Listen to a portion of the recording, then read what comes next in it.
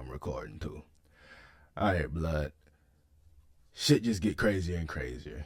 Episode 5, as y'all can see, the nigga is not going to stop amazing you, all right? So I'm sure most of y'all done heard about what the fuck is going on in Venezuela. But we're going to walk through this shit nice and slow, bro. We're going to take our time with this one because this shit is, it's insane, bro. And it don't get any crazier. Then no, it's going to get crazier. Let me not even say it don't get crazy. It's going to get way craziness. Y'all think y'all ain't seen nothing now? Or y'all think y'all seen something now? Y'all ain't seen nothing yet. Y'all know the phrase. I should have hit my guy up a little bit earlier because I really wanted JB to be in the chat right now. I should have started streaming or hit him up like maybe 30 minutes ago and told him, hey, get ready, get prepared. This dude, he's the type of guy that he's not staying. I ain't even gonna say staying on top of shit. Like he do be on top of shit, but he don't be just next to his phone type shit. It might take him a minute to reply and type shit.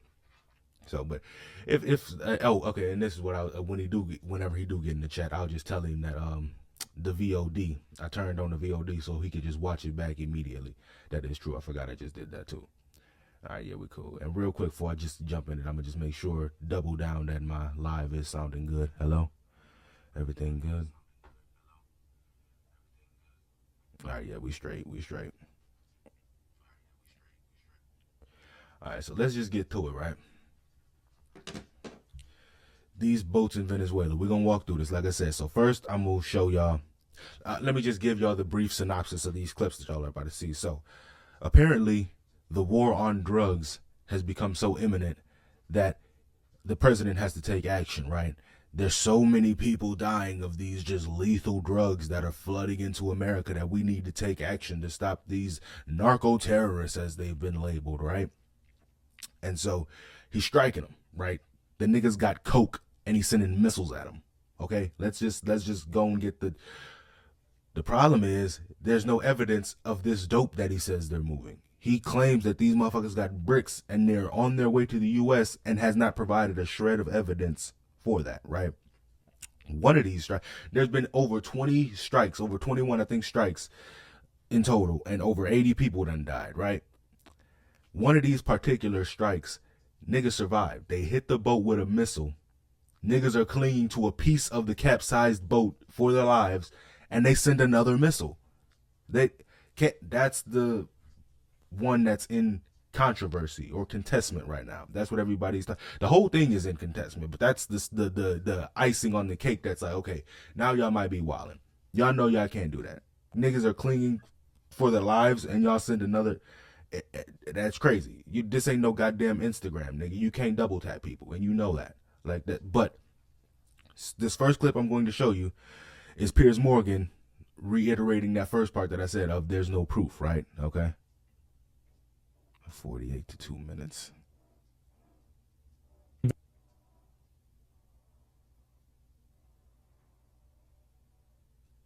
For the panel today. At least 80 people have been killed in 21 separate US strikes on Venezuelan boats, the most recent of which came only this weekend. The White House says they're trafficking drugs to the United States, although we only have their word for that. And whatever the purpose of the strikes, it's very clear that something big is happening. And I just had to make sure y'all caught that. I should turn on the caption just so y'all can see. The nigga said we only have their word for that. The White House says they're trafficking drugs. We only have their word for that. At least 80 people have been killed in 21 separate US strikes on Venezuelan boats, the most recent of which came only this weekend. The White House says they're trafficking drugs to the United States, although we only have their word for that. And whatever the purpose of the strikes, it's very clear that something big is happening. The US has sent the world's biggest aircraft carrier to the Caribbean Sea, where it joins a whole fleet of warships in the biggest military build-up there for almost 40 years. Venezuelan dictator Nicolas Maduro has urged Trump to change course and channel John Lennon instead. Peace, peace, peace. Hacer todo por la paz. Como decía John Lennon, ¿no? Alfred Nazaret, ¿cómo era la canción de John Lennon? Imagine us people. Mira, son jodedores, ¿vale? What many of Trump's supporters can't imagine is how attacking Venezuela can possibly be reconciled with America first. And critics on both sides worry about the long precedent of US presidents using war as a distraction. So is the US really heading for war? Well, joining me to discuss. Now, there's a few things wrong with that. He do got the president of Venezuela singing to him, trying to calm him down. Like you're singing John Legend talking about peace, bruh. But a couple things that I just hit on already. The only their word, literally, no bullshit. These motherfuckers are just telling us that these boats are full of dope. They ain't showing us no proof, no evidence, no nothing. It's just and I've said this about Trump's administration a long time ago, and it still reigns true to this day. The entire thing is based on trust me, bro. They tell you whatever the fuck they want to tell you, and then say trust me, bro. Like it's incredible. But the second part about that's terrible is the America first, quote unquote. It's not and there's specific things that I wanted to touch on about that. One of them I'm kind of drawing a blank on, but it's not America. It's him first. And what we're going to start seeing with these next ones, not even the running theory. What it is he's setting up to go get the oil. There's a bunch of oil in Venezuela, and he's making it look like, and not even, this isn't even my opinion, you're going to see here in the next, because I got right here, CNN Land next. He's talking about, because he's hitting them in the water right now, obviously boats, and he said next is they're preparing strikes on land, and the narrative, the story is going to be, again, like I said, the drugs are so bad that we need to go to the source. Now instead of stopping the delivery boats, now we're going to go straight to the trap house and start bombing that. That's what the pretext is going to be for engaging with Venezuela, but in reality he's going to go up in there and try to steal the oil. But like that's just watch. Let me play this shit. I'm doing too much explaining. What was it? We're learning new details about one of those deadly U.S. strikes on alleged drug boats in the Caribbean. Sources tell CNN the U.S. military carried out a follow-up strike on September 2nd after becoming aware of survivors in the water. The sources tell us that prior to the strike, Secretary of Defense Pete Hegseth had ordered the military to ensure everyone on board was killed. People briefed on the, quote, double tap strike say they're concerned that it could violate the law of armed conflict, which prohibits the execution of an enemy combatant who is taken out of the fight due to injury or surrender. Now, since September, as you're seeing on your screen here, the U.S. military has carried out at least 21 known strikes on suspected drug trafficking boats, killing at least 83 people. Officials have also acknowledged, though, not knowing the identities of everyone on board before they are struck. And this development comes as President Trump says the U.S. military will soon begin land strikes on alleged drug trafficking networks in Venezuela. I want to bring. And they heard what he said. They're going to start land strikes, but I got to play that part again, because that's another point of contention. That's a big point of contention that I forgot to mention, but like I'm glad that's why I said I'm doing too much talking. The walkthrough on this is going to point out all the discrepancies with this fucking situation, right? So they are struck. And this development comes as President Trump says the U.S. military will soon. Hold on. At least 83 people. Officials have also acknowledged, though, not knowing the identities of everyone on board before they are struck. So that's the crazy part about this shit, dog. They're admitting they don't know the identities of everybody that's on board. They're hitting these boats with missiles and telling you we don't know who all is on that motherfucker. We know a couple motherfuckers that's on that, but these other niggas that are on the boats, we don't know who they are. So they're just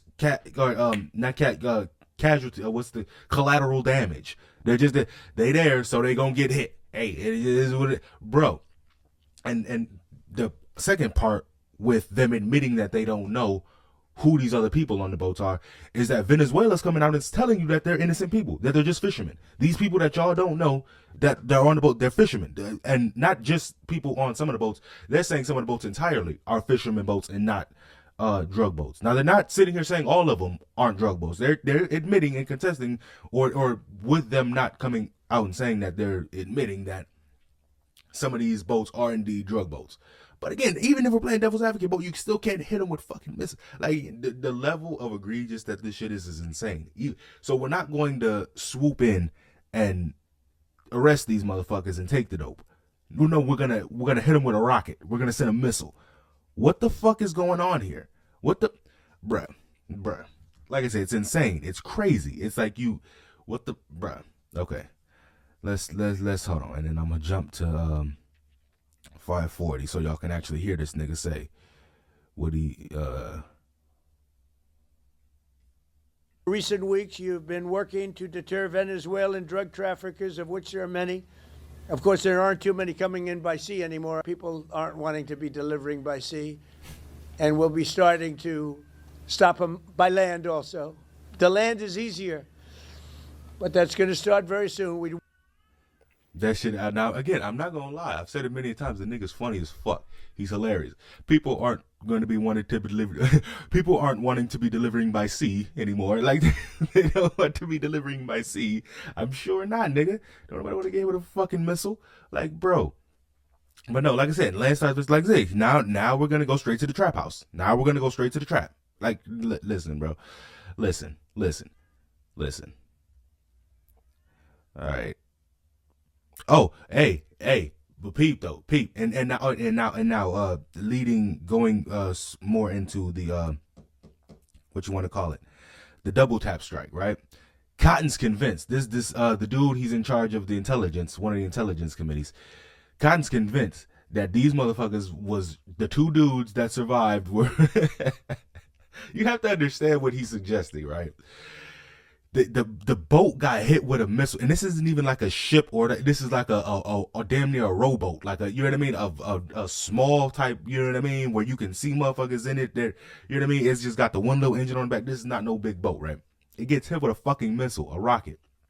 There's a piece of it floating left, capsized, flipped over, and motherfuckers are hanging on it for dear life, right? They just got hit with a fucking rocket, right?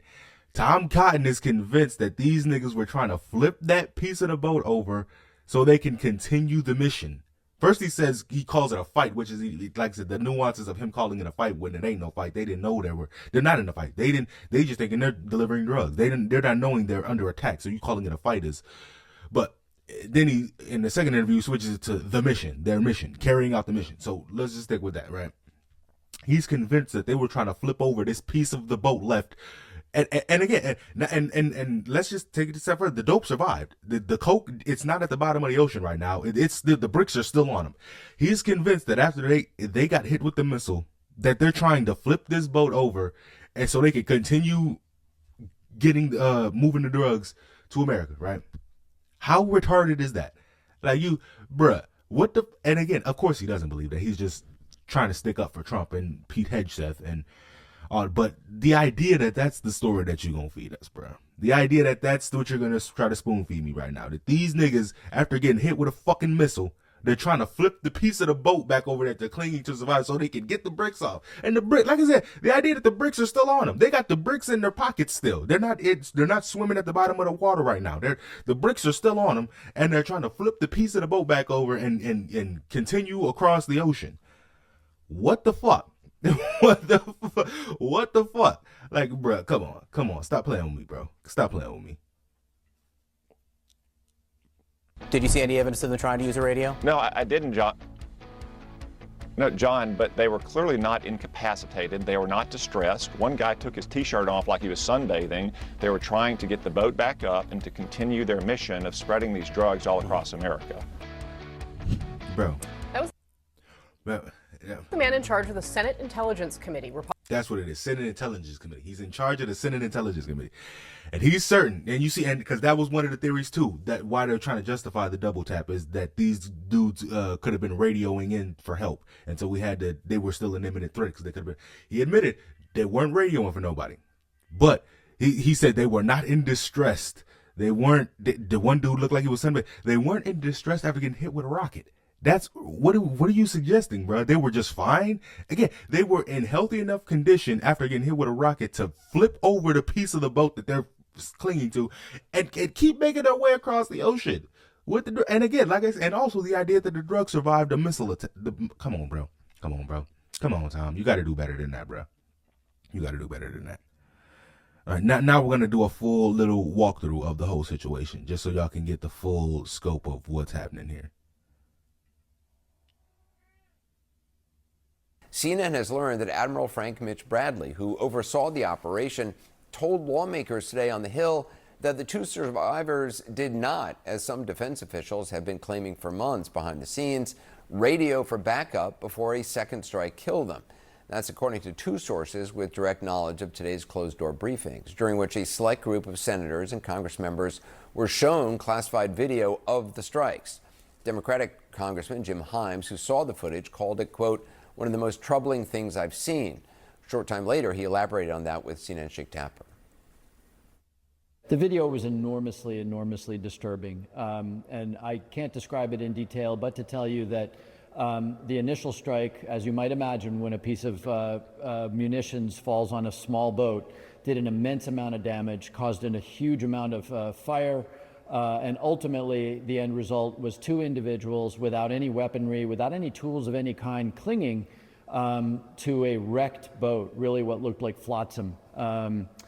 You know, and we observed them for a long time, and the commanders involved said that they believed that there might be some chance they would be rescued, that there might be some chance that the cocaine on board could be recovered. But these two individuals, to anyone looking at this thing, would say are moments away from slipping under the waves. The decision was taken to kill them, and that is in fact what happened. And that was pretty hard to watch, I must say. Well, not everyone who saw the video shares that view. Arkansas Republican Senator Tom Cotton, for one. The first strike, the second strike, and the third and the fourth strike on September 2nd were entirely lawful and needful, and they were exactly what we would expect our military commanders to do. I saw two survivors trying to flip a boat loaded with drugs bound for the United States back over so they could stay in the fight. I didn't see anything disturbing about it. What's disturbing to me is that millions of Americans have died from drugs being run to America by these cartels. Again, Admiral Brad. And again, like I said, which one of those two sounds even remotely possible? Like, bro, trying to stay in the fight, bro. Like I said, the boat's on fire. And obviously, you got hit with it, and the piece of it that's left trying to flip over and stay in the fight. And because these drugs that have killed millions of Americans are so, man, bro. Like I said, if y'all hate Mexicans, y'all can just say that. Y'all can just say that. Bradley said that, at least when it came to radioing for help or backup, the survivors did not do that. And according to our sources, said they did not appear to have radio or other communications devices. Now, you'll remember defense officials have been quietly pushing back on criticism that this was a war crime by arguing in part that they were legitimate targets because they appeared to be radioing for help or backup. Now, today, Admiral Bradley said the two survivors were in no position to make a distress call. Now, if true, it marks yet another shift in a story that has changed considerably since it first broke in the Washington Post earlier this week. If there were a second strike that killed wounded people wounded in the first strike, are you Well, thinking number one, that I would be don't. legal? Yeah. Number one, I don't know that happened. And Pete said he did not want them. He didn't even know what people were talking about. So we'll look into it. But no, I wouldn't have wanted that. Not a second strike. The first strike was very lethal. It was fine, and if there were two people around. But Pete said that didn't happen. Does that make you? I have great confidence. He's in saying it. there's no second strike? I don't know. I'm going to find out about it. But Pete said he did not order the death of those two men. And quoting from the initial Washington Post story, quote, defense. Again, and what did I just say earlier? Trust me, bro. Pete said he didn't do it. I trust him. Just trust me, bro. Just trust me. Secretary Pete Hegseth gave a spoken directive, according to two people with direct knowledge of the operation. The order was to kill everybody, one of them said, which Secretary Hegseth denies, and which the president, as you heard there, said neither he nor Hegseth knew anything about.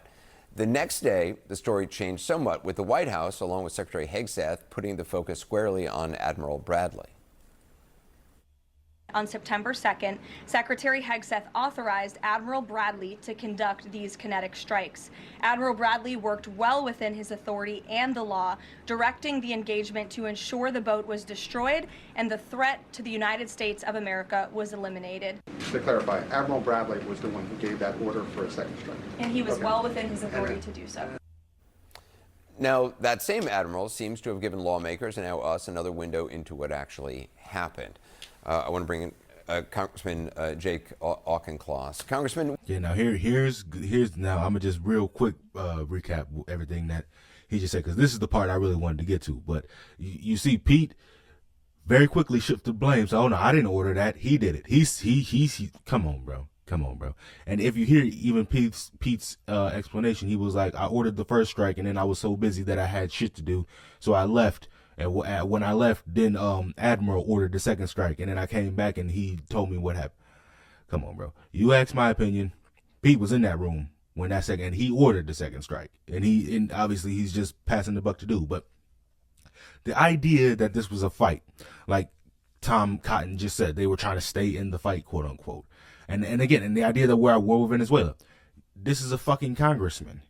And he's about to tell you, he ain't signed off on no fucking war. So what? So the whole context that y'all are trying to feed this to us is fucked. Like you know what I mean? Like you can't just sit here and say we're at war and you ain't go through the proper channels to go to war, nigga. Like what do we? You know what I mean? So even if you try to, and that's what they're doing. Not even doing. They're debating if this was a quote unquote war crime or not. And again, like I said, for it to be a war crime, got to be at war. So the fact that we're not at war, it was just straight up murder, is what the argument is, right? But yeah, peep this though. Peep this. What is this new information that Admiral Bradley reportedly says that the survivors of the initial strike did not appear to have radio or other communications devices and were in no position to make a call, a distress call? Does it change the government's argument that the secondary strike was legal and justified? Does it, in your opinion, should it? Anderson, good evening. Doesn't change my interpretation of the events. It makes them more horrific, but I've long stated that these are illegal. I commanded a joint training mission to Central America to do drug interdiction operations. I work with Panamanians, I work with Colombians, I commanded reconnaissance, Marines, and naval officers. I know what drug interdiction looks like. It's riverine training, it's jungle training. It is not killing shipwrecked sailors. This is not an operation that falls under the law of armed conflict. This is an operation that falls under law enforcement maneuvers, and neither the first nor the second strike, in my interpretation, are legal, and they are not going to keep Americans safe from drug inflow. I talked to Senator Tammy Duckworth a short time ago, and one of the things she was saying is that, look, this is not, in her opinion, this is not about necessarily these two men and narco traffickers, but what if in the future, if the U.S. is doing this, an American pilot is shot down, is floating in a dinghy and able to radio for help, would some force kill him and say, well, look, the U.S. is doing this, we can do this too? Would it change somehow the rules of war if this is not illegal? I certainly agree with the senator that the United States respecting international standards and humanity is critical, both for who we are as a country, but also for how we want our citizens to be treated. I would also agree with her that as horrific as these details about these two shipwrecked sailors are, it's not actually the central point. The central point here in these operations in Central America is that this is blood for oil version 2.0. Just like 20 years ago in Iraq, when another Republican president got this country into military adventurism in pursuit of oil, Donald Trump is trying to get the United States involved in military operations in Venezuela because they have the world's largest oil reserves. And it's literally just that simple, blood. Nothing more, nothing less. It's not complicated. It's the oil. It's the money. That's all it is. He's setting us up to run up in there for the oil. That's all it is. Chevron has a joint operating agreement for those reserves, and the president is trying to hook up the U.S. oil majors. According to a source with direct knowledge of the briefing, Admiral Bradley ordered the second strike to destroy the remains of the vessel, killing the survivors on the grounds it appeared that part of the vessel remained afloat because it still contained cocaine. Does that rationale make sense to you? Bro, that is the craziest thing, bro. The dope survived the missiles. You hit the boat with rockets and the bricks survived. Like, what are you actually suggesting here? What are you actually suggesting here? Just the level of unbelievable that is.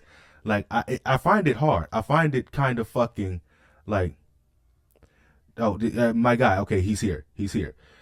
This is, we talking about okay, so, bro, real quick synopsis.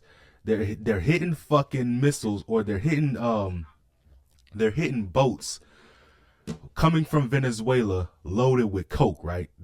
Trump claims they're loaded with coke, right? This started back in September. There's been 20 strikes, over 20 strikes, killing over 80 people. And literally, I'm going to play the first clip just so you know I ain't bullshitting. The White House has not released no evidence that there was actual dope on the boats, right?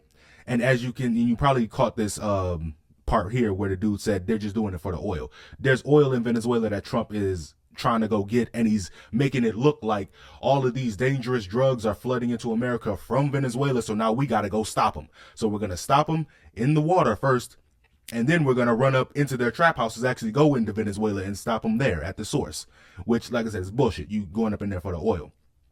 But like I said, let me finish. This is only 2 minutes left. I'm going to finish this one, and I'm going to play that first clip so you can see where it appeared. Like I said, dude reporting on it says the White House ain't released no evidence that these motherfuckers are actual drug dealers. And on top of that, they admitted that some of the people on the boats, they didn't know the identities of. They knew the identities of half the people on the boats, but the other half of the people, they don't know. But they still sending missiles at them. They still sending fucking rockets to them. Like, what the fuck? What the fuck? That they were allowed under the law of armed conflict, and again, the law of armed conflict does not apply here because this is not an armed conflict. And I know that because I'm a member of Congress and I never voted to go to war with Venezuela. And that's what. Exactly. This is out the horse's mouth. This is a congressman. He ain't never signed nothing to go to war with no Venezuela. So you even trying to justify that this is an act of armed, it doesn't work. It doesn't work. Would make LOAC apply here. But even supposing that LOAC was applying to this situation, you're only allowed to strike a disabled vessel if there's reason to believe that that vessel could be brought back into armed combat against another U.S. vessel. That is so clearly what was not the case here that it just makes that rationale ludicrous.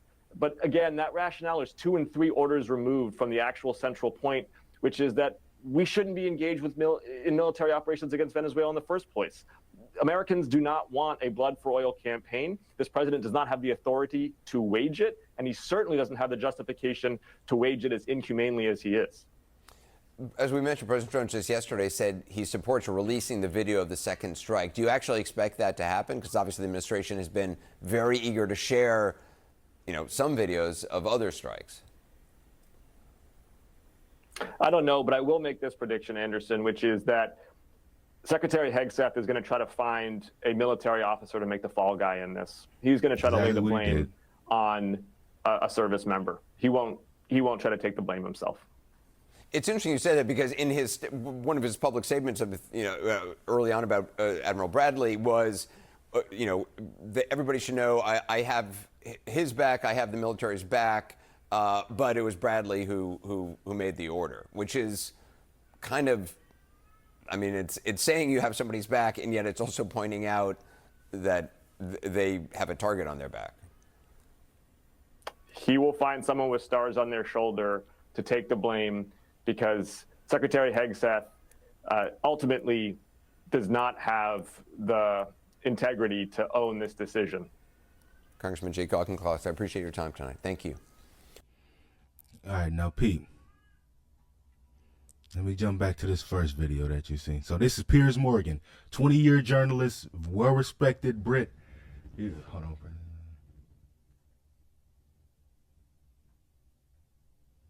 Exactly, bro, and absolutely, you ain't wrong at all. It's always been about making the U.S. more, but the problem with Trump in particular is he's lining his own pockets as well. He's got double incentive. Yes, he wants to make the country money, but it's also him and his rich friends. I don't know if you've seen that part. He actually knows the people at Chevron and the gas companies and stuff. So he personally has interest in it as well too. So and again, the idea that everybody knows this. And we still said, but he's going to do the right thing for us this time. Or I believe that it's like the trickle down economics. When the rich people up here, all that money's just going to flow down to us poor, broke, dumb motherfuckers down here. It never happens that way. But for some reason, people lie to themselves and think that he was going to be different. This was going to, no, it's not. But they believe it until he gets up there. And then it's like, oh, whoa, come on, bro. Is it as thing, bro? Objectively, yes. I love this conversation because I didn't like the bitch.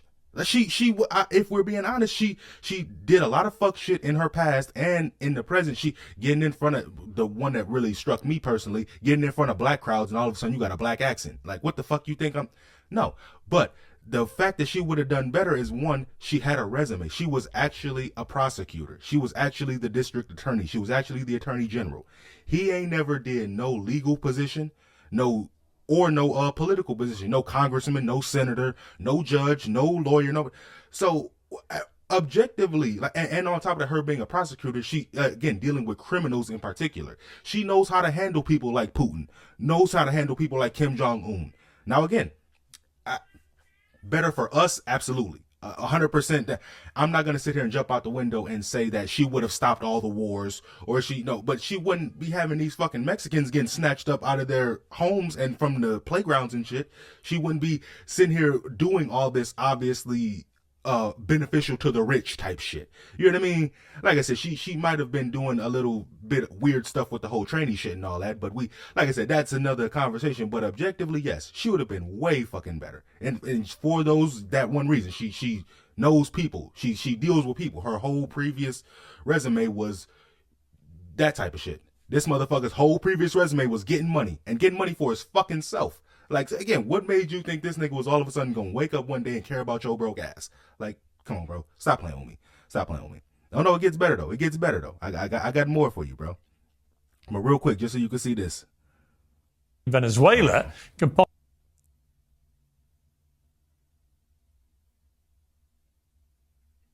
At least 80 people have been killed in 21 separate U.S. strikes on Venezuelan boats, the most recent of which came only this weekend. The White House says they're trafficking drugs to the United States, although we only have their word for that. And that part right there, bro, his whole administration is just, trust me, bro. Trust me. They got drugs, and so we need to kill them. Like, that's crazy.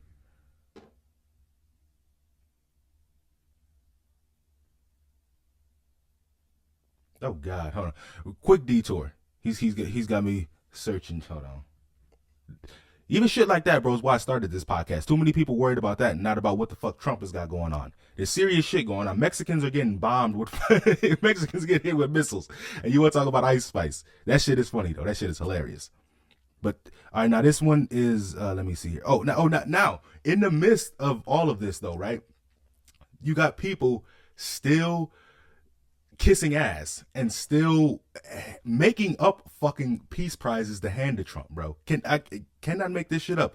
FIFA ain't never this prize that they gave him didn't even exist last year. They literally made it up just to give to Trump, just to hold his dick while he pisses. Like that. Watch this shit. Hold on. Oh, and on top of that, and what you're going to find out first in the first half of the video, like he said, the drugs are such an imminent threat to America that these dangerous drugs are on their way here and we got to stop them, right? Not true. We begin tonight with exclusive new CNN reporting because that speedboat that is at the center of so much controversy, the one that was hit a second time after the first strike left survivors in the water, was actually heading to Suriname in South America, according to our sources tonight, not to the United States. Two sources with direct knowledge say that is actually what the admiral who oversaw this entire operation told lawmakers when he was briefing them on Capitol Hill. U.S. drug enforcement officials say that drugs routed through Suriname are typically headed for Europe, not the United States. Of course, that's not always the case, but usually that is where they are going. Back in September, of course, you'll remember. And again, bro, real quick, what I want to point out, you see how far Venezuela is from the United States, right? And this is the body of water that it got hit in. This is a well over 500 to 1,000 miles away. You mean to tell me they were that much of an imminent threat to us that you had to hit them here? Like, again, I could understand if the bricks were that close. And even then, like I said, hitting people with bricks, that's crazy. Like I said, we can't just swoop in, arrest them, and take the dope. No, we got to send a missile to them. But I can understand if they're like literally off the coast. Like they're all the way down here and you're striking them.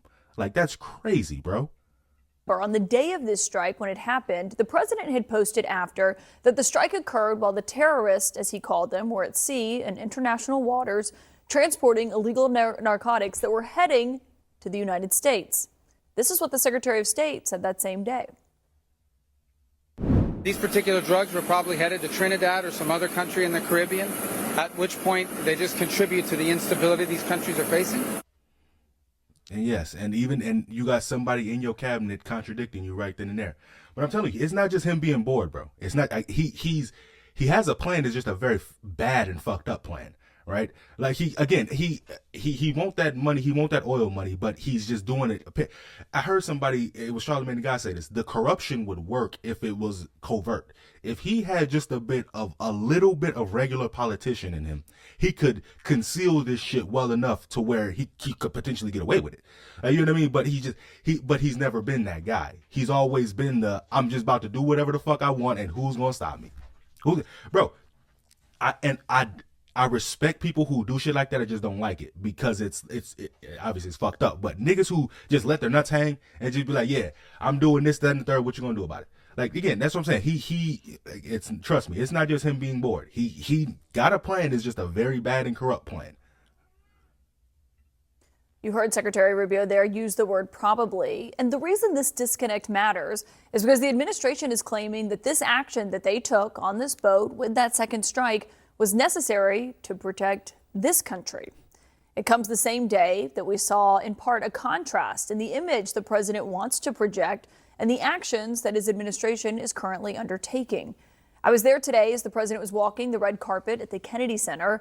He was dancing to the YMCA and genuinely seemed to be having a great time at an event that was kicking off the upcoming World Cup. It's going to be taking place. Bro, people are dying. He's sending people to hell, to the bottom of the ocean, and that's what he's doing. And then while people are going through, that's what. Come on, bro. Again, bro. What did I just say? We're the most unserious country. We are the most unserious country. It's not even debatable. Across North America next year, and the highlight of that entire event for the president seemed to be this moment. Mr. President, this is your prize. This is your Peace Prize. There is also a beautiful medal for you that you can wear everywhere you want to go. The president quickly put the medal around his neck while we were there. He was being awarded the inaugural FIFA Peace Prize. It's a new award that didn't exist a year ago, and it's one that FIFA now says is going to be given to someone who has taken exceptional and extraordinary actions for peace, and by doing so, have united people across the world. It was bestowed upon President Trump by FIFA's president, Gianni Infantino, today. Thank you very much. This is truly one of the great honors of my life. And beyond awards, Johnny and I were discussing this. We saved millions and millions of lives. Now, Infantino was also a really big supporter of giving the president the Nobel Peace Prize. That ultimately went this year to Venezuela's opposition leader, but it is certainly one that has very much been on the president's mind, including during this week's cabinet meeting. Every time I end a war, they say if President Trump ends that war, he's going to get the Nobel Prize. If I end that war, well, he won't get it for that war, but if he ever gets it for the next war, now they're saying if he ever ends the war with Russia and Ukraine, he's going to get the Nobel Prize. What about the other 8 wars? India, Pakistan. Think of all the wars I ended. I should get the Nobel Prize for every war, but I don't want to be greedy. And that's another one of the things that he swears up and down, but fails to provide evidence. He ain't ended no goddamn 8 wars. And half of the things that he are mentioning are countries that have contention, I guess you could say. They have issues going on, but they're not officially at war. And none of them have ended, by the way. But like I said, like when countries have disagreements over a trait, that's not, again, he reaches, that's the phrase I'm looking for. Trump reaches and a lot. Very, very hard to look like he's the savior and he's a good guy. But he ain't. And I think the rest of this is just, I'm talking. Let me jump to right here real quick. Strikes and that award and the contrast that is created here. Because that's what it was. The president himself. So they're about to ask him the obvious contradiction. Why are you getting a peace prize when you're bombing boats and lying to us about dope being on them? Described as a war. It's a war that Congress has not declared, and it is using military force that Congress has not authorized. I asked the president today on the red carpet about these strikes and that award and the contrast that is created here. You're expected to get the FIFA Peace Prize, Mr. President. What would you say to people who say that prize might conflict with your pledge to strike Venezuela? Well, I think the Peace Prize, I mean, I settled 8 wars. I don't know that I'm getting it. I haven't been officially noticed. I've been hearing about a Peace Prize, and I'm here to represent our country in a different sense. But I can tell you I did settle 8 wars, and we have a 9th coming, but which nobody's ever done before. But I want to really save lives. I don't need prizes. I need to save lives, and we're saving a lot of lives. I've saved millions and millions of lives, and that's really what I want to do. And I also want to run a great country. And the United States right now is the hottest country anywhere in the world. And 1 year ago it was dead. We had a dead. I hate this nigga so much because he does the same shit every single time. You ask him a question, he doesn't answer it, and he just talks about how great things are and how wonderful he's doing. Did anywhere, you just saw it for yourself, JB. Did anywhere in there did sound like he addressed the Venezuela and the bombing? No, just I don't, bro. Like I said, it's retarded. It's retarded, and I don't think the rest of that. It's just them talking about what you just heard. Like it's bro. Okay, so that's what's been going on with Venezuela, right? Now, my guy Elon Musk. My guy Elon Musk. Okay, so this is what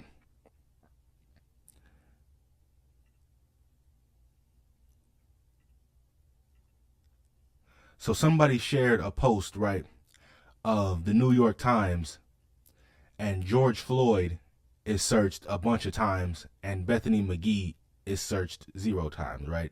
And the New York Times is you've heard of the New York Times, right?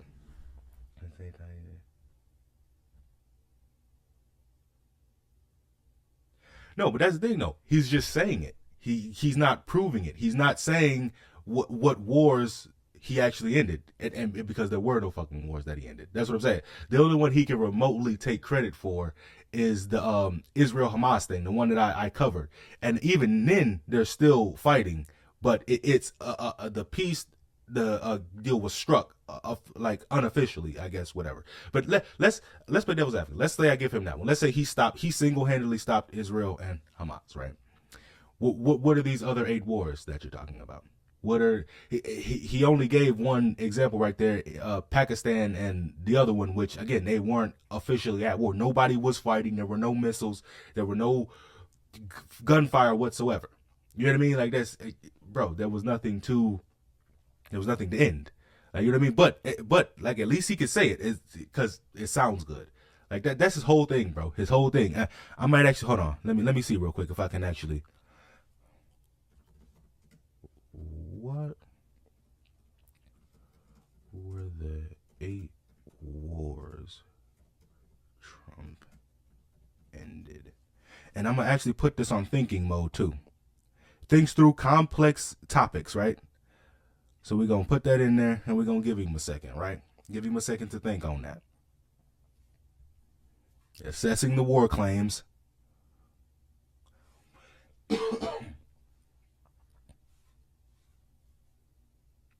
Investigating Trump's claims, clarifying war definitions. That's the part. That's the part right there. Clarifying war definitions. Most of the shit that he's talking about, these countries weren't at war. They weren't like, hold on. Based on your question, like referring to the claim that President Trump has made during his second term, especially in late 24, regarding foreign policy successes. All right, so they're going to give a list. Yeah, there we go. Thailand and Cambodia, Armenia and Rwanda and Dominican Republic. Border clashes that Trump intervened in to broker a ceasefire through reports in late has suggest fighting has flared up again. Though reports in late 20, so most of the situations, that's what it is. He intervened to broker some type of peace deal that just didn't hold. He just did it for the photo op. A peace agreement signed at the White House to end the long simmering conflict over the Narungo whatever region. Rwanda, Dominican Republic, a peace deal intended to stop the violence in the Congo. Ceasefire has been described as fragile. And then Israel and Iran, that was kind of the one that Israel and Gaza is the one I was talking about. The ceasefire was brokered between the two nations. So like I said, there's been a lot of ceasefires brokered, but a lot of them aren't holding up. He claimed to settle border hostilities between. That's the one. Border hostilities. There wasn't an actual war. Now, they both got nukes. It could have been a real war. I'm not going to say it couldn't have been. But at the time, they weren't actually fighting. You know what I mean? And in the context, no new wars. And in the status of peace, as Denver reports indicate, some of these details are particularly Cambodia and Taiwan under significant strain. Yeah. And then this specific eight wars claim is distinct from his often cited record of starting no new wars during his first term. Yeah. So like I said, so basically that's what it was. Most of them just having conflicts, border conflicts, or like little disagreements, and him saying, hey guys, let's calm down, let's not do this, and them saying, okay sir, we'll calm down, but right after he leaves, they're back to doing their bullshit. That's the type of time he's on. But Elon, and why I bring up this, and you're going to see how this ties into just kind of the racism, but he basically, one of these posts on Twitter tried to make it seem as though the New York Times only cares about black death and don't care about white death. This is a white girl that got killed by a black guy. We all know George Floyd got killed by the police. And then they're trying to make it painted as if they don't care about Irina. Irina's the girl that you saw get stabbed on the train by the crazy black dude. The train or the bus, whatever it was. But the one that you sent to me, that was her, Charlie Kirk, and then this other girl that got stabbed. And then they do care about. So basically that's all it is, right? So that was the first one. And then Elon seen this, right? And he says, the legacy, aka mainstream, formerly known as mainstream media, does not care at all about white or Asian lives. Why? Again, first of all, it's just not true, bro. But I swear to God, he is. That's all it is, bro. He mad that his boyfriend broke up with him, and now but he's slowly but surely trying to get back into the good graces. Don't get it fucked up. He definitely is. But this ideal that Elon is raising, this argument is one that he's just not gonna win. And the main reason why I wanted to talk about this, do I have any other notes about him? Okay, yeah, no, because after that I'm about to jump into Trump being racist. But why I wanted to bring up this particular subject in specifically is because, like I said, it's an argument that he's not going to win. It's a conversation that he realistically doesn't even want to start and shouldn't even be starting because of the conclusion where it leads to, right? The idea that the media doesn't care about white people or Asian lives, that y'all lives just don't matter. Okay, again, let's play devil's advocate. Why would that be?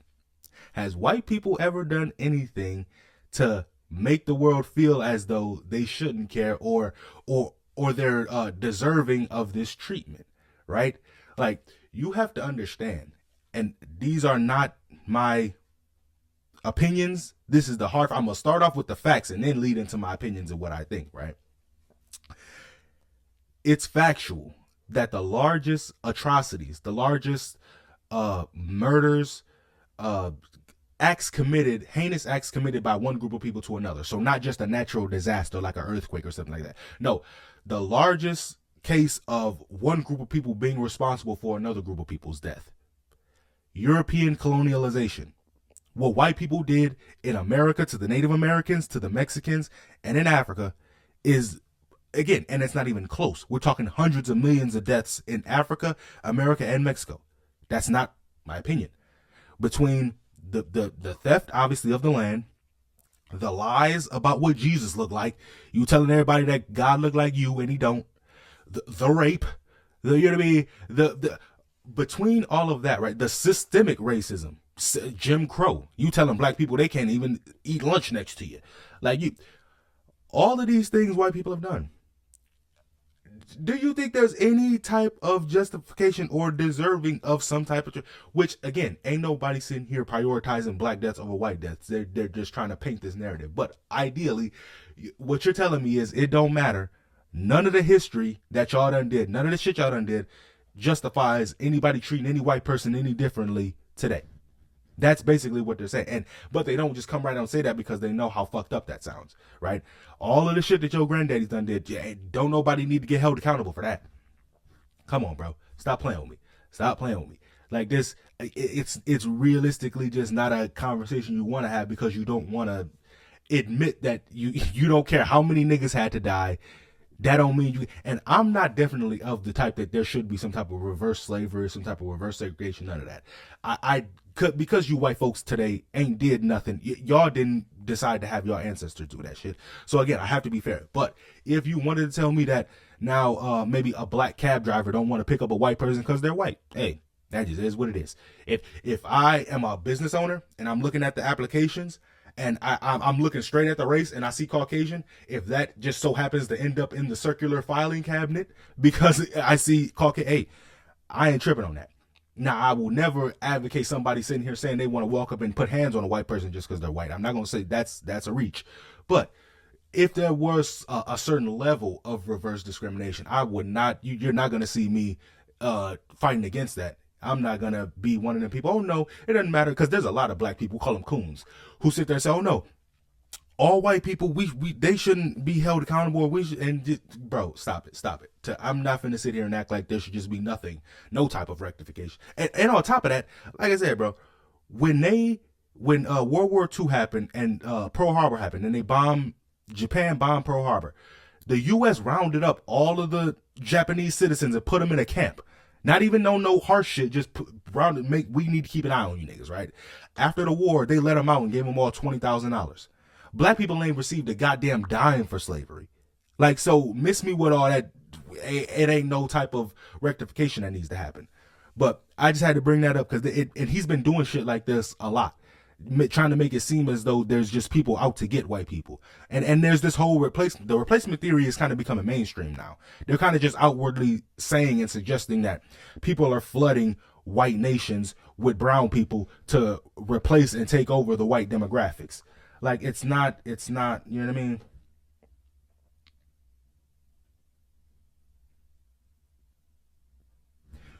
What you mean improve on racism? What you mean improve? Like, trust me, they're actually doubling down and getting more racist.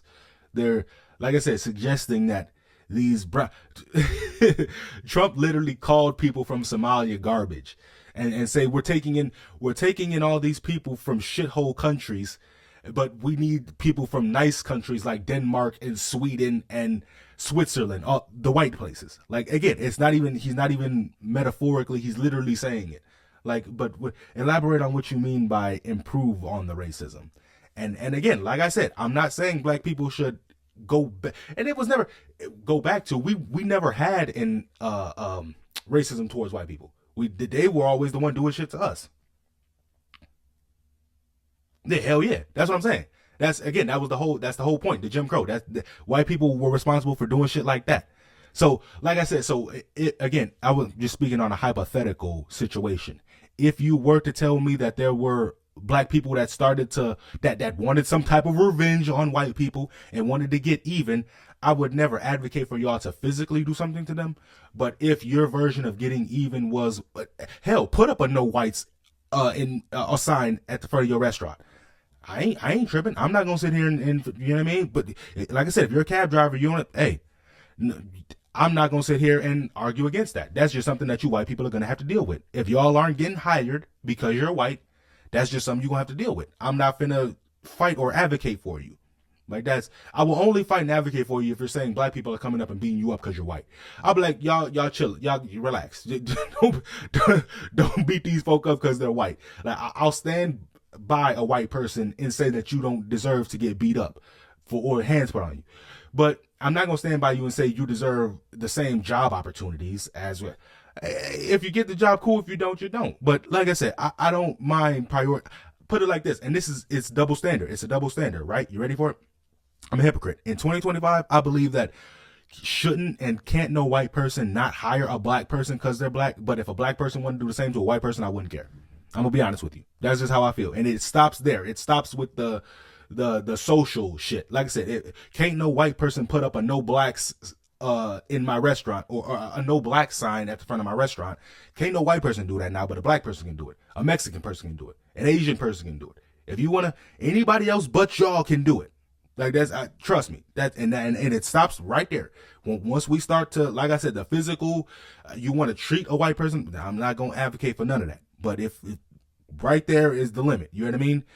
A black person can tell a white person, or a black person can tell his kids, don't bring no white girl home. A white person can't tell a black person, don't bring no niggas home. No. You can't do that. If your daughter want to fuck a black dude, you gotta let the snow bunny fuck the nigga. It just is what it is. Like there's, and yes, you definitely can call me, I guess. Yeah, I'm not gonna get into labels and all that, but that is how I feel about that situation. I'm definitely not on some the past is the past. Whatever white people did is no. Like I said, if somebody wanted to have some type of rectification, we would have to come to terms of engagement first, and then I would oblige and go from there. But this is part of the reason why. Check this out. Check this shit out right here. 6 minutes to 12 minutes. Okay. When it comes to the Palestinians, Imtiaz Suleiman actually brought in other highly skilled Gazans to South Africa. Last year, he brought in 50. Pretty much, yeah. I guess you could say that. Fighting fire with fire, everybody's going to get burned. You're not wrong, my nigga. You're not wrong. My question to you would be, what's the alternative? When racist people do racist shit, we're just going to hold hands and fight the racism with love. That's what we're going to do, huh? Like, think on that for a minute. Watch this clip right here, because they're asking Trump about, or Piers is asking these people about Trump being racist, and the one dude is going to articulate all the racist things he's doing and why. You know what I mean? But while this is playing, be watching this and think, what will be the alternative to fight racism? How else will we combat it? How, you know what I mean? And again, it's not even so much combating it, because like I said, the racist people that are doing the racist stuff, we could just call them out for their racism and like kind of, I guess, ostracize them from society or whatever, I guess. But as the feeling like black people are, I guess, owed something or some type of rectification, right? Some type of compensation or some, you know what I mean? Because they've already floated around the idea of giving people checks as reparations. I'm not opposed to that, but I think there should be something. I don't think that's going to fix it or solve it. I don't think that's the exact solution. But I'm just speaking specifically on a hypothetical scenario, I guess. If there was some type of reverse racism that arose in society to where now whites are getting treated as underclass citizens and are getting looked down upon and getting discriminated against, that ain't gonna be a hill I'm going to die on. As far as, oh no guys, we shouldn't be doing that. We shouldn't be. Again, I'm not gonna. Again, if these white people are starting to get treated a certain way, they're just getting treated a certain way. It is what it is. As long as you're not physically harming them, I don't really care. They'll be fine. They alright. They cool. They'll deal with it. You hear what I mean?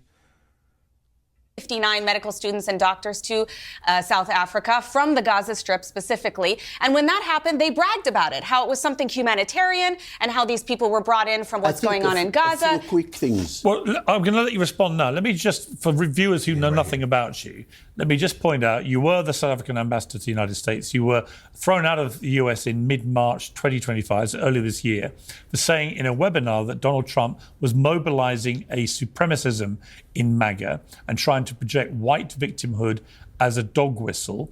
In the early days of his second term, Trump, of course, called out South Africa for taking Israel to the ICJ with allegations of genocide in Gaza. He froze all funding to South Africa and offered asylum to white Afrikaners while calling out what he said was the white farmer genocide. Marco Rubio accused you of hating the United States and President Trump and said the ambassador was no longer welcome in our great country. So first of all, your response to that, to what happened to you.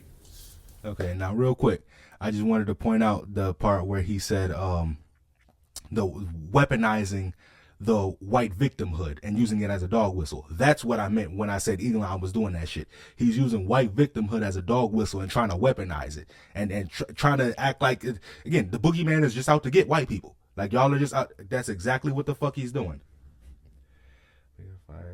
That's how I see it. Yeah, the goal should be improving racism, not for sides of racism.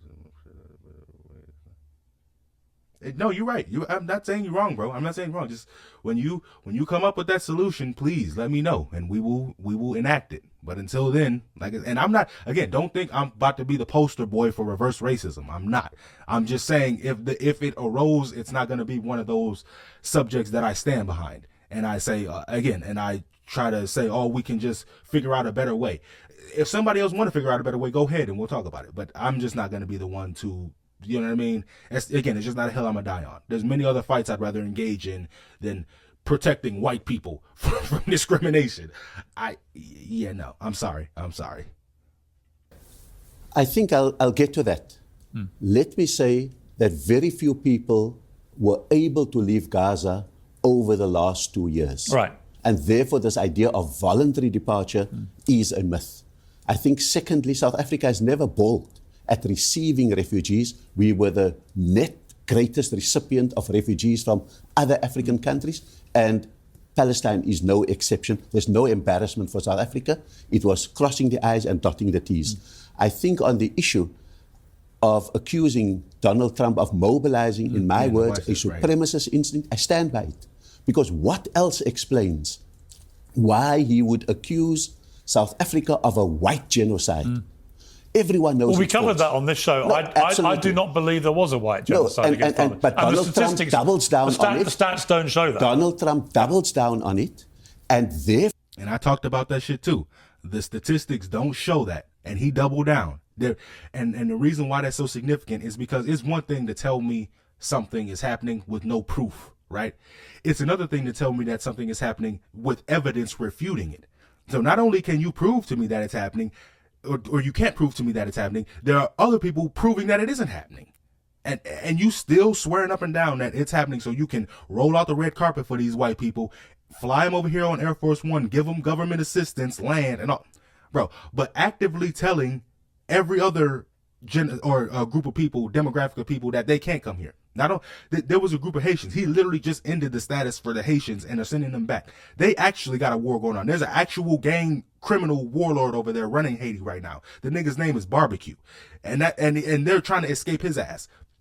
The White House acknowledged that shit's going on and said providing asylum for the Haitians is not the U.S.'s priority. Saving you from Barbecue ain't our issue, but saving these white folks from made-up genocides is. Like, come on, bro. This is why I said, if there's some shit that happens where now y'all are getting treated like this, I'm not finna go out of my way to fight for that. Y'all are willingly and knowingly about to send the Haitians back to Barbecue, but come on, bro. Stop playing with me. Hold on one second. I'm gonna let this play. I gotta take this phone call. Hold on. Therefore, what other motive could you have than mobilizing white anxiety in South Africa?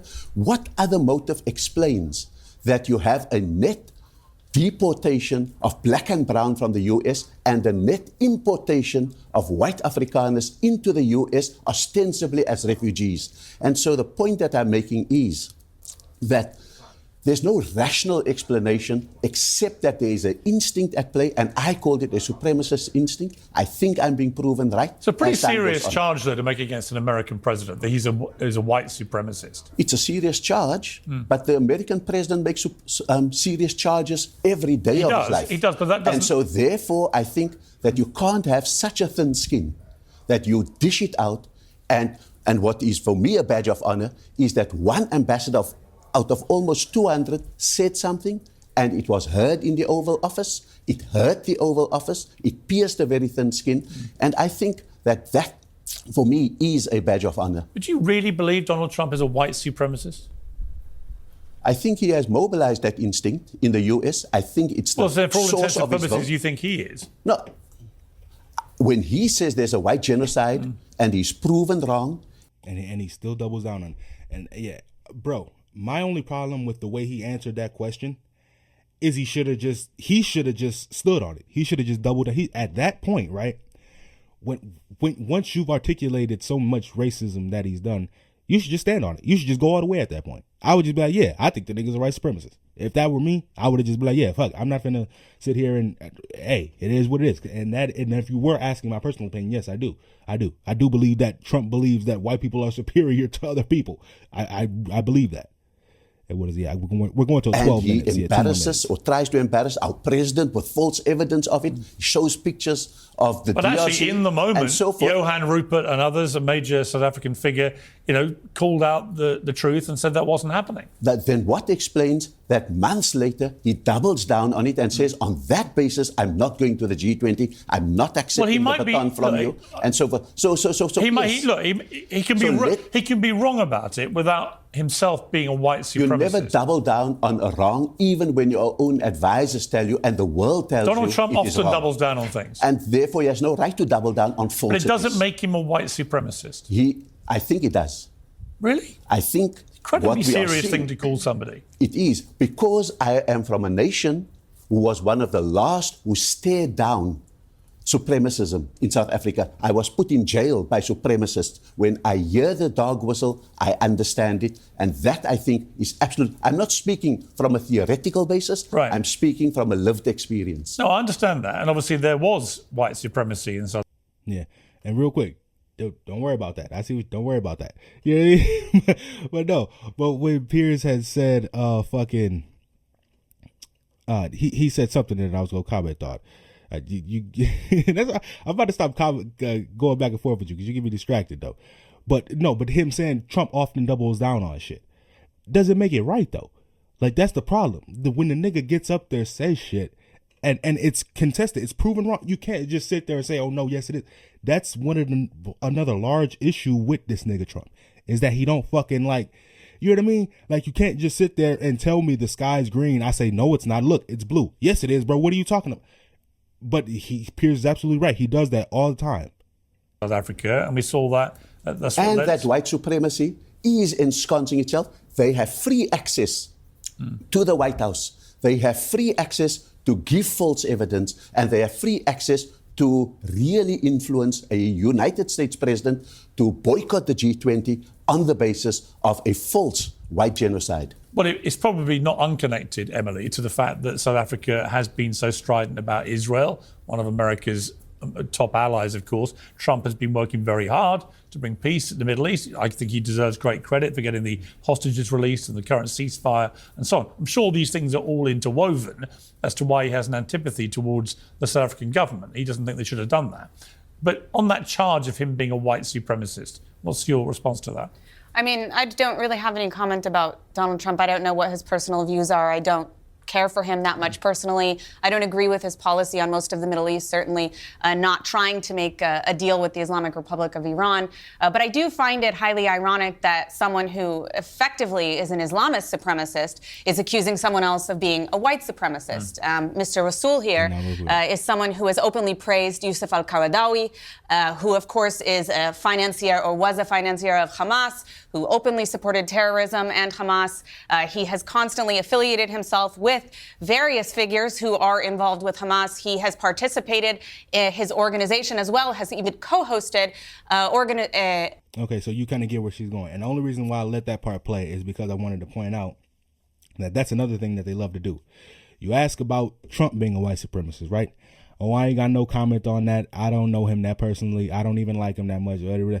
But it's interesting that this guy right here is an Islamic supremacist. He affiliates with this guy and that guy. And the shit that she was saying is correct. He does affiliate and do be working with some of the people that she and organizations that she was saying. But they can never stick to that subject. They can never answer the question. They can never stick to the point of Trump being a fucking racist. They always got to point the finger. They never sit there and address whatever you ask them. They always direct, look over there. Look, this nigga here is an Islamist. He is supreme the towel heads. You feel what I'm saying? Yeah, exactly. Very ironic. It is very ironic, bro. And they do it all the fucking time. They do it all the fucking time. But that's why I showed you that, to show that, like I said, he's importing white people, exporting white people or brown people, and other people are noticing it too. It's not just me. He will point it out. Yeah, I only got a couple more here for you, and then I gotta ask you about my whole setup here. All right, so yeah, that was a little bit longer, and I don't know if I'm gonna keep doing the whole long extended watch videos like that. These I'm gonna keep it probably just to short little 60-second clips or 2 minute, you know what I mean? But I had to play that so you get the full scope of, like I said, this nigga's not doing nothing but a complexion correction. He's whitening back up the country and getting rid of all the brown folks. It's very obvious. It's very obvious. And on top of that, he's just being petty. I didn't have no real in-depth about these two or this one real quick, is just these are two people who kind of contributed to some of his criminal investigation, not even kind of contributed directly. Back in 2016, they tried to allege that he was working with Russia, and this dude James Comey led that investigation. And it wasn't to prove that it was to make sure the Russians weren't interfering with the election. But they the media, I guess, tried to paint it as they were trying to prove that Trump was working with him. But anyway, he made up a bullshit case against him and this girl right here who led another investigation into him. Both of them got dropped, and he's trying to re-prosecute him. And the judges are like, no, we're not going to do it because there's no evidence. But I bring that up because at one point he literally said that it wasn't really about them going to jail. It was about them getting arrested and getting the mug shot, taking the perp walk, looking like a criminal, like the way they had him doing. You know what I mean? He's just being petty. Exactly. That's exactly, bro. If you either you with me or you against me. That it's very simple. It's not about America first. It's about me first and anybody who wants to ride my dick first. Like that's it. It's very cut and dry. It's not, bro. It is definitely that simple. And okay, now Pete, and so much so that if you even remotely seem like you're saying anything to me, I'm a go to the absolute extreme as to send death threats your way. I'm glad you just put that, because this is how we're gonna end the podcast too. But don't leave after I end it, because I gotta ask you some questions about the setup and everything, how it looks. But no, if you're with me, cool. If you're against me, this is what. Okay, so Pete, the Democrats seen what the fuck was going on. They seen that all of the actual good Americans that work under Trump, who they ain't got no choice. He's the president, so I gotta, you know what I mean? They reminded them, if he tells you to do something illegal, you ain't got to do it. You can refuse illegal orders.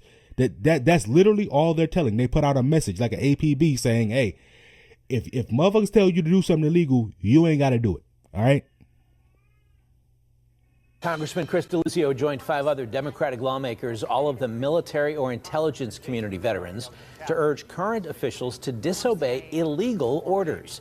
Michigan Senator Elissa Slotkin, a former CIA analyst, posted the video. The lawmakers say threats to the Constitution aren't just coming from abroad.